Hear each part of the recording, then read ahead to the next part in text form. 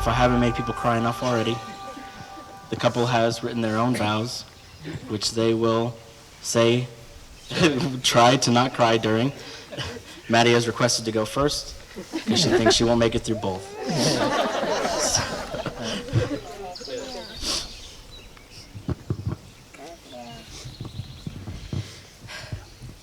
When I was in high school, we had a purity class at church. We were separated boys and girls, and it lasted only a few weeks. But during one of the classes, we were told to make a list of the key attributes and characteristics that we wanted in our future husband. I had some pretty typical but pretty important things on my list, like being caring and kind. I wrote that I wanted someone faithful, Christian, and loves God more than me. There are other pretty normal things on this list that I look for in a partner, but there are some other things that are more personal and unique to my personality. Some of those things are loves country music, will ditch his friends to hang out with me, makes me food, lets me win games, talks to my mom, and the most important one, kills all the spiders.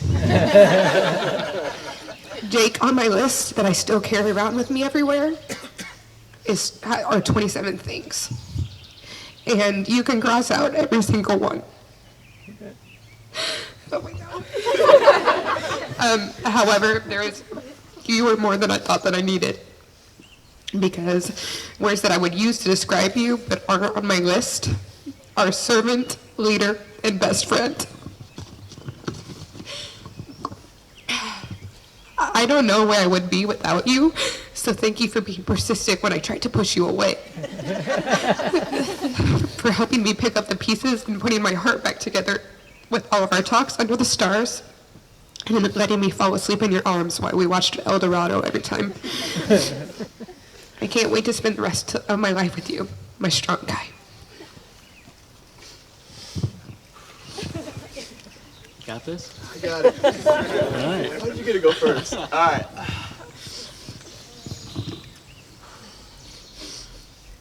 All right. From the start of our relationship, I had a feeling that things would lead to this day. I knew from the moment you complimented me on my flannel and boots at Wednesday Night Devo, you were someone I wanted to know more. I knew the standards you deserved, so I made sure to try and do everything right. On our first date, I wore boots and a flannel, I paid for the meal, and I held the door open for you. It's a good thing I held your door open, because if I didn't, then there would not have been a second date according to you. It's crazy to think that me opening your door would lead to our future right now. And now look at us, almost 2 years down the road, and you still stand outside your door waiting for me if I ever forget. Madison, you're an amazing woman. Your caring heart and willingness to put others first is something I've always admired. You truly are a special woman, and I'm so blessed to have you in my life. The change you have brought into my life is something I'll always be grateful for. You taught me the proper way to fold laundry. You taught me the value of giving out of the kindness of my heart. You taught me to always have my door open in case someone needs to talk about anything. And for that, I'm forever grateful. The last and most important thing you've taught me is about God. You taught me about the Bible and never made me feel less than for not knowing what everyone else should know. You taught me about the meaning of Scripture. From Ephesians 5:25, it reads, "Husbands, love your wives just as Christ loved the church and gave himself up for her." After reading this, it is clear that along with loving you, Christ wants more from me, and I vow to uphold this verse in our marriage. I vow to serve you, protect you, provide for you, cherish you, and honor you. Madison, I love you so much, and I cannot wait to fulfill all the things I just read. You are beautiful, you are smart, you are talented, you are caring, and no matter what we go through in life, I'll always be there to hold the door open for you.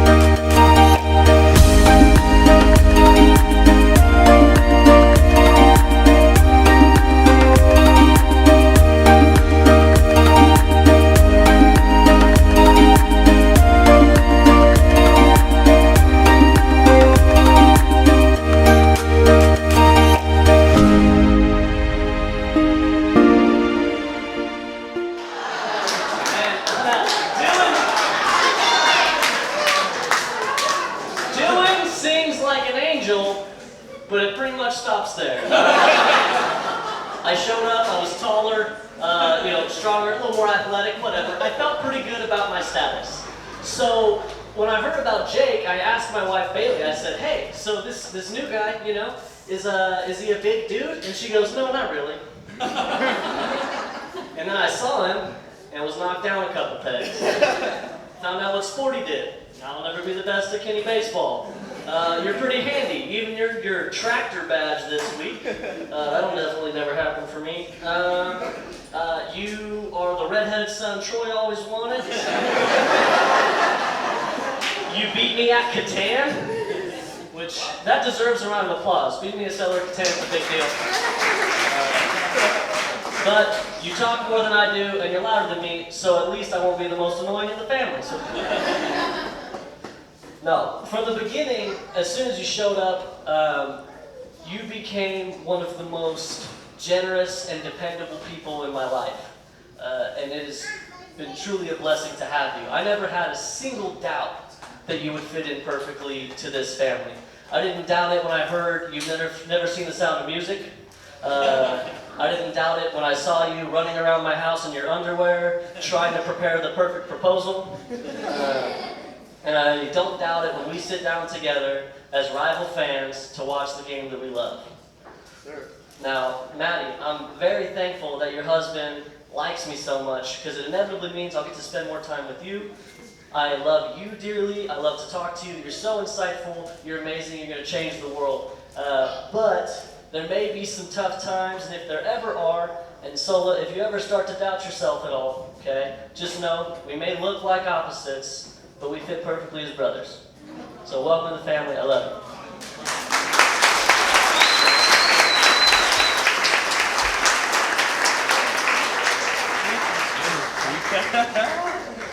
And now I have the pleasure of introducing my lovely wife, maid of honor, sister to the bride, Bailey Davis. So I told Joe he had to introduce me because no one else thought that my introduction of, hi, my name's Bailey, I'm Maddie's older sister, was a good idea. So I said it anyway.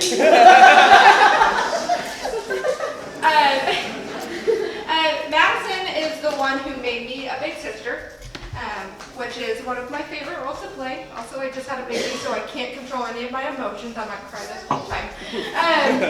But I've gotten to have a really special relationship with Maddie throughout our entire lives. I've been her teammate. I've had the opportunity to be her coach.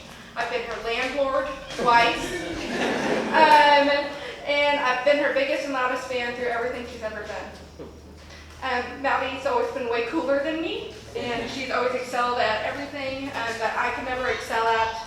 And she managed to outshine everything that I've ever done. She's taller, she's more athletic. Joe always said he married me for Maddie's athleticism. She's smarter, and I mean, she's just got all of the better qualities, except for Taylor's always going to be funnier than she is. I've always been really jealous, though, about how naturally everything's ever come to Madison. People just know that she's going to get the job done no matter how much is on her plate, and people just put faith in Maddie because she doesn't have the nature to let anyone down.